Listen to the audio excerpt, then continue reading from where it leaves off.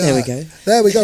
Right, so we welcome Storm. You're going to play a tune in a moment, but first I want to ask you, because it was your night last night, it was yourself and Function as well, so yourself and Steve curated Amber Night in the gazebo.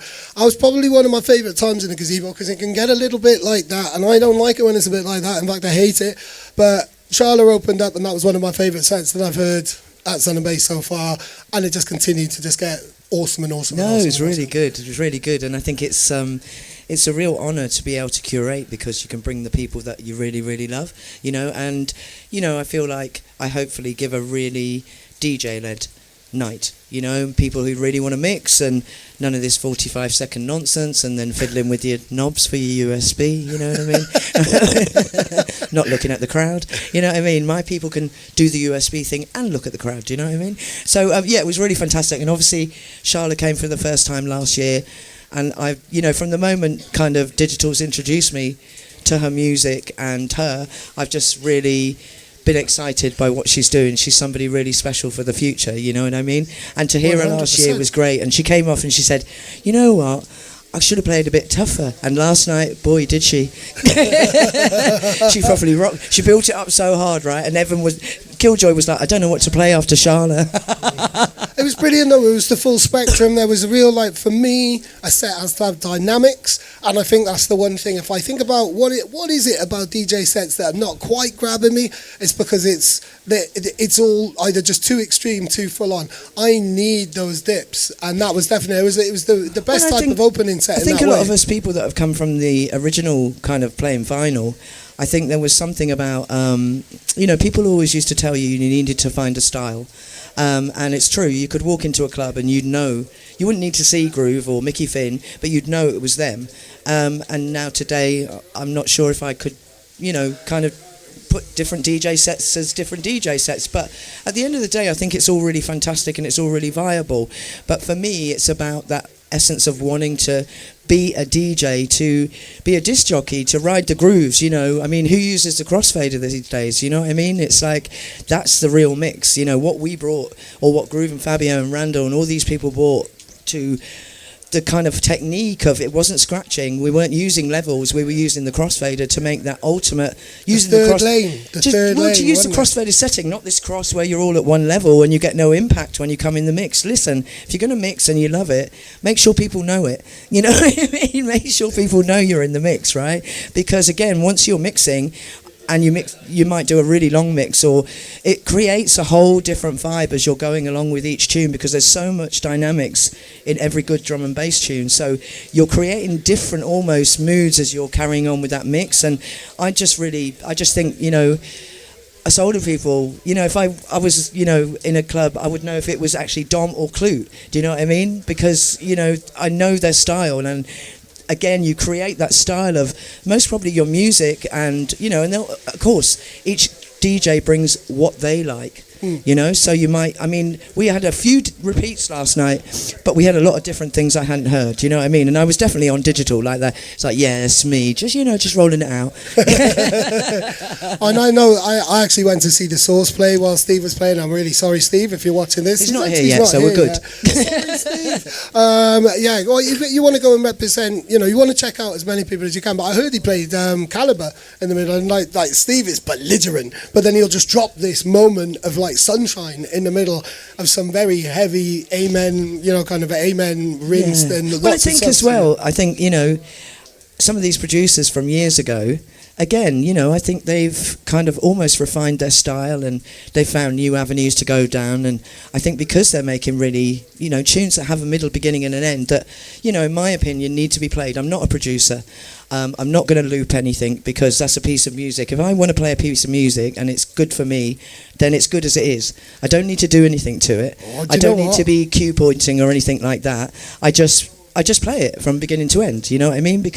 And for me, you rewind a tune and you go back to a cue point, well, that's disrespectful for me, to the producer, because they made that beautiful beginning for a reason. So let's build it up as it was and not go straight in at the drop.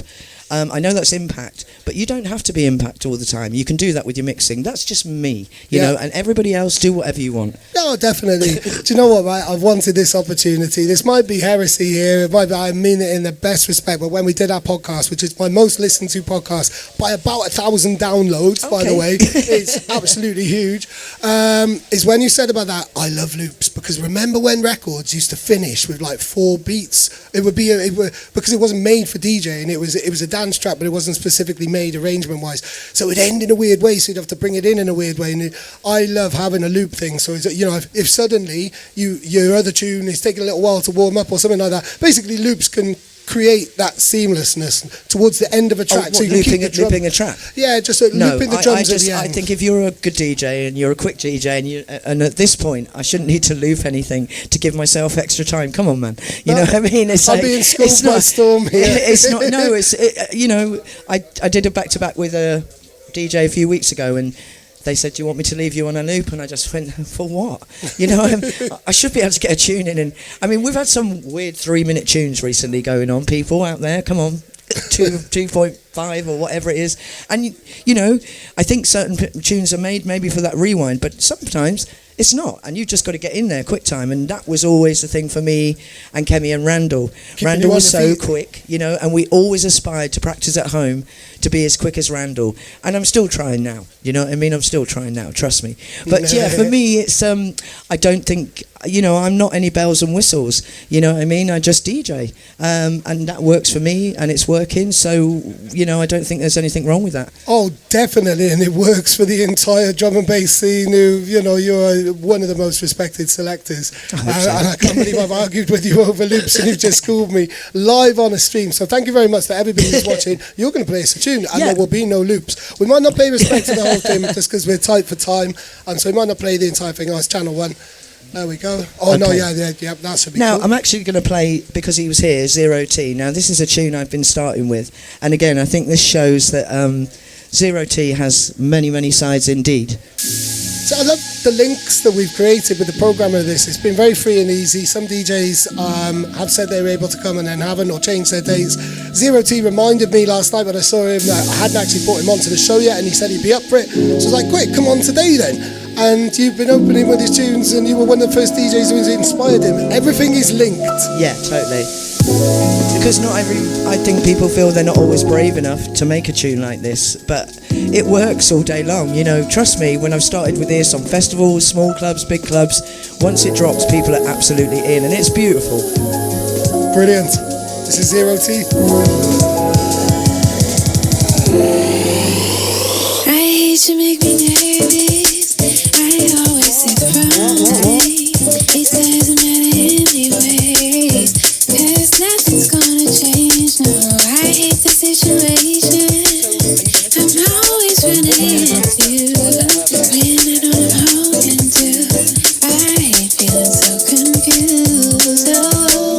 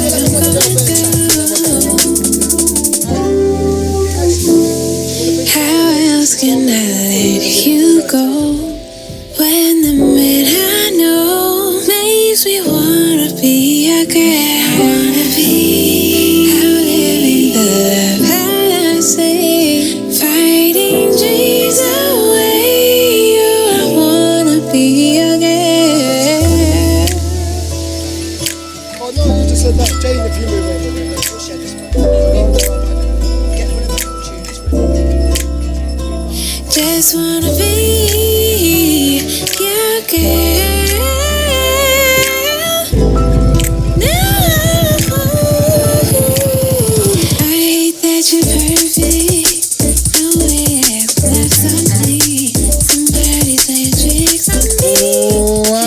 Wow. That's beautiful. Like they are sunshine vibes that kind of belie the weather that we're looking at. But it's probably like the liveliest kind of little audience grouping, that people dancing in little sheltered areas. I will try and kind of spin the camera around so you can see what it's like before the end of the stream. I'd like to big up everybody in the stream as well. No DJ Jub. I'm sorry if I'm pronouncing your name wrong, but lots of love for the old school. Lots of love and respect for Storm.